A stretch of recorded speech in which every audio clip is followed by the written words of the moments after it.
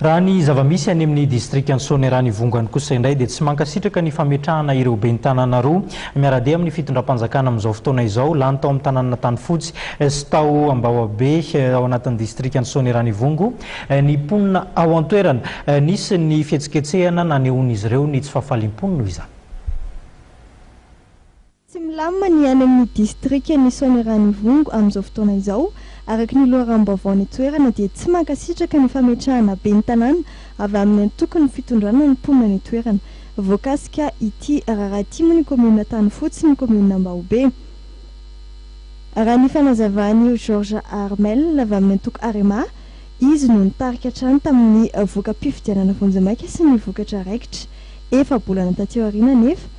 Izany hoe tany amin'ny volana Desambra dia namoaka didindray ny filakevim-panjakana fa ivavy lisy avy amin'ny Mampara2 no lany ben'ny tanàna tao an-toerana. Efa nametraka fangatahana fandravana ity didity moa i Georges Armel sy ny ekipany izay tsy mbola nisy didiny vokatra amin'izao. Ny alakamisy teo anefa no nanome baiko amin'ny nantanterahana ny fifamindram-pahefana ny préfet tao an-toerana izay tsy totosa vokatry ny fanankanana nataon'ny mponina tao an-toerana.